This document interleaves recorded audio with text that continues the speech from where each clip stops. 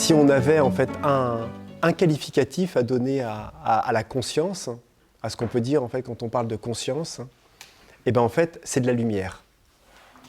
Et c'est vraiment de la lumière, c'est-à-dire c'est pas abstrait en disant oui c'est de la lumière, c'est pur, c'est lumineux, etc. Non, non, la qualité première de la conscience, c'est d'éclairer.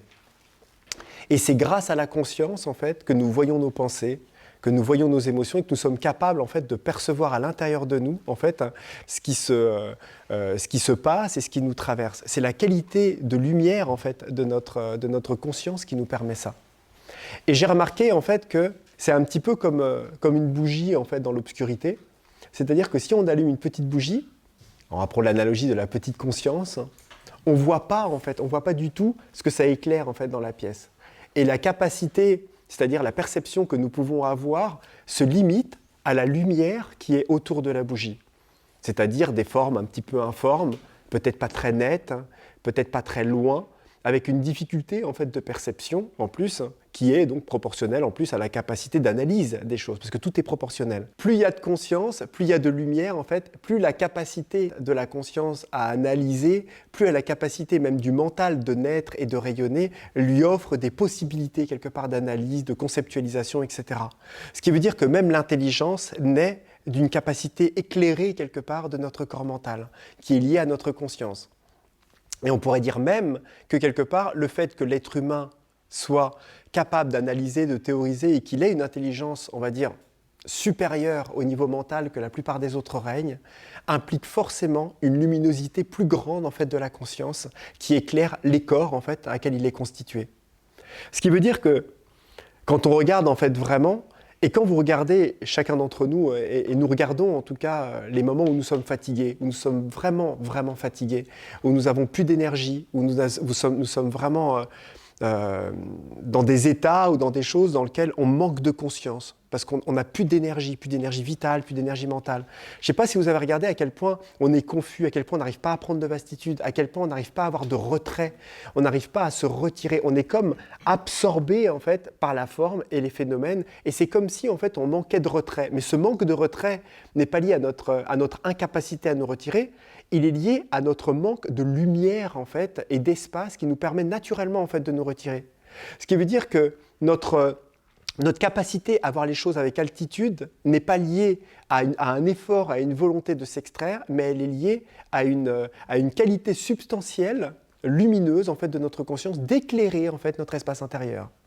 Donc plus naturellement, on le voit, on va mettre de la lumière par exemple dans la pièce, plus naturellement les formes dans la pièce vont apparaître.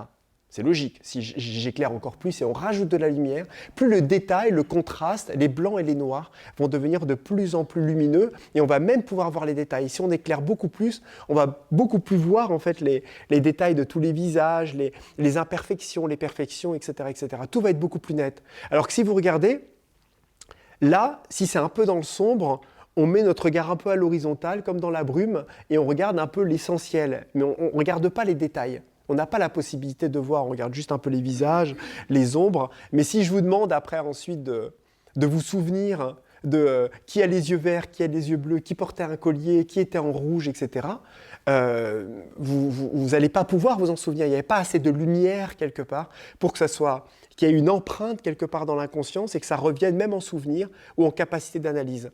Et bien en fait, n'oublions pas que tout ce qui est à l'intérieur est comme ce qui est à l'extérieur. Et qu'à l'intérieur de nous, c'est exactement la même chose. Pour être capable de générer une certaine intelligence intérieure, qu'elle soit spirituelle, qu'elle soit mentale, qu'elle soit vitale, il nous faut de la lumière. Et il nous faut de la conscience, en fait. Et la conscience, c'est de l'énergie. Simplement, cette énergie, en fait, elle a tout un panel, quelque part, de vibrations. Il y a de l'énergie vitale, il y a de l'énergie mentale et il y a de l'énergie spirituelle. La chose, c'est que plus on va aller puiser la substance et la source de l'énergie dans un espace qui est haut ou qui est profond, plus la qualité de lumière va pouvoir éclairer tous les plans.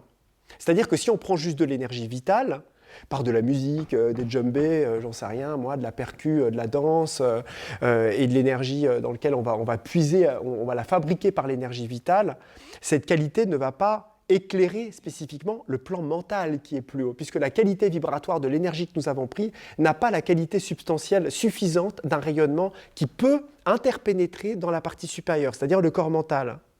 Si nous prenons de l'énergie mentale par la connaissance, l'éducation, la culture, l'appréciation de certaines choses, par la beauté ou choses comme ça, déjà on éclaire un peu plus notre conscience, on crée de l'intelligence, on crée de la capacité d'analyse de la subtilité.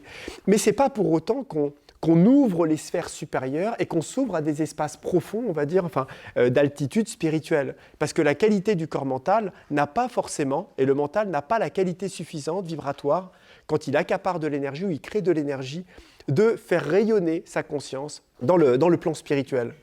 Par contre, si petit à petit nous avons des pratiques qui nous permettent de nous ouvrir, d'ouvrir notre cœur, qui nous relient au divin intérieur et extérieur, puisque de toute façon c'est le même, mais qui nous relie à des espaces plus profonds, cette lumière en fait qui va s'ouvrir de plus en plus, qui va s'infuser en fait dans nos corps, qui va se révéler dans notre conscience, cette qualité d'une fréquence beaucoup plus haute en vibration, elle, naturellement, va éclairer tous les autres plans parce qu'elle est plus haute en fait, vibratoirement. Donc, notre capacité de perception et de vision donc, et de regard sur nos mécanismes intérieurs va devenir beaucoup plus claire. Notre capacité à percevoir nos émotions présentes et notre état va être beaucoup plus clair. Parce que c'est comme si on éclairait de plus en plus et de plus en plus, de plus en plus notre monde intérieur. Vous voyez, cette vastitude en fait intérieure, c'est un éclairage quelque part de notre pièce. Et elle a une double fonction parce que d'une part, en éclairant, on met en lumière les mécanismes. Donc qu'est-ce qu'on fait? On supprime l'obscurité. Mais en supprimant l'obscurité, on supprime l'inconscience. L'inconscience est l'analogie de l'obscurité. Dans une pièce, quand il fait noir, il faut imaginer que c'est de l'inconscience. Et la petite bougie qui est allumée, c'est de la conscience. Et si on augmente le nombre de watts et de la bougie, en imaginant que ce soit une ampoule avec un variateur, petit à petit, la pièce va s'éclairer. On rajoute de la conscience, on amène de la conscience. Donc si on imagine que notre cœur, c'est cette ampoule lumineuse, et qu'on imagine qu'au fur et à mesure, nous nous ouvrons de plus en plus intérieurement à un espace de plus en plus lumineux de nous, et nous trouvons cette reliance intérieure à notre cœur, qui est, lui, naturellement, va éclairer les corps les plus hauts, automatiquement, nous éclairons notre monde intérieur. Nous créons de la conscience. En fait, on ne la crée même pas, on la révèle. Parce qu'elle est là. Mais, vous voyez, c'est toujours un petit peu la chose. C'est-à-dire que nous ne pouvons pas créer l'obscurité. L'obscurité est un manque de lumière. Donc, elle n'a pas de source d'obscurité. Il n'y a pas une source d'obscurité, une source de noir que l'on allume. On n'a jamais vu une ampoule noire qu'on allume et au fur et à mesure, la pièce s'éteint. Enfin, je veux dire, quelqu'un qui invente ça, il ferait des milliards avec ça. Parce que ça permettrait, en pleine journée, d'éteindre des pièces comme ça, alors qu'on est en plein jour. Oui, ça n'existe pas. Personne n'a jamais inventé ça. Peut-être que ça existera, qui sait qu'on n'est pas capable artificiellement de créer ce principe d'inversion. Mais fondamentalement, aujourd'hui, ça n'existe pas. Tout simplement parce que naturellement, la conscience ne fonctionne pas comme ça. Donc, nous créons l'obscurité par le fait d'amenuire la lumière et d'éteindre la lumière. Mais en fait, analogiquement, quand on éteint la lumière en nous-mêmes par la négativité, la colère, la tristesse, la déprime, le manque de sommeil, l'irritabilité et tout ce qui peut gangréner en tout cas l'être et qui le fait baisser en vibration, c'est comme si la conscience en elle-même, qui est l'espace en lui-même, qui n'est pas affecté en fait par les phénomènes qui sont intérieurs, et bien naturellement, nous allons générer des filtres et on va créer de l'obscurité, on va créer de l'inconscience. Et ce qui va nous permettre, en fait, et ce qui va nous faire quelque part souffrir, c'est que nous avons plus accès à cette vastitude et à cet espace, tout simplement parce que nous n'avons pas cette lumière intérieure qui peut redonner du souffle, en fait, à l'intérieur. Et tout ça, en fait, c'est les centres qui sont bloqués, le cœur qui se ferme, le plexus qui est noué, enfin voilà, tous les mécanismes, quelque part, qui sont inhérents et qui sont, quelque part, par voie de conséquence, automatiquement bouchés, etc., etc.